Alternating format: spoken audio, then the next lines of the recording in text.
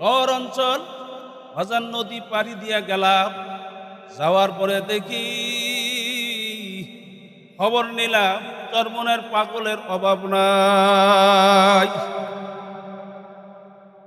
রাত্র 1টার সময় বাজান আমাদেরকে নৌকার মধ্যে উঠাইয়া দিলেন। আমার সফর সঙ্গী বলতেছে, মুরব্বী,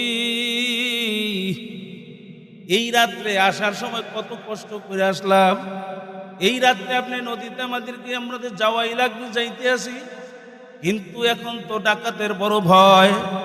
এখন কি এই নদীর মধ্যে ডাকাত আছে নাকি, আবার ডাকাতে হামলা করবে নাকি? ওই মুরব্বী ডাক দিয়ে বলতেছে, বলেন কি? আমি তো ডাকাত। এই যে লোকগুলা দেখতেছেন আপনার ডাইনে বামে বসা, এগুলা সব এক সময় ডাকাত ছিলাম। আমরা এই নদীর মধ্যে ডাকাতি করতাম। ওই চরবনে যাওয়ার পরে আল্লাহু আকবার, ভালো হইয়া গেছি।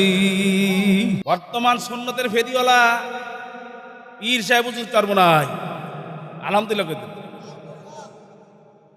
হ্যাঁ, যেই লোকটার কাছে গেলে সুন্নতবিহীন মানুষগুলা সুন্নত বলা হয়ে যায়, যেই মানুষটার কাছে গেলে সুন্নতের রং লেগে যায়, এই কথা কয় না সুন্নতের ফেরিওয়ালা। আমি তো বলি জমানার মুজাদ্দিদ আলবে সানি আল্লাহ কবুল করছে। বর্তমান পীর সাহেব চরমনাই জমানার মুজাদ্দিদি আলবে সানির মনে আল্লাহ কবুল করছেন, আমি তো মনে করি। বলে বলেন?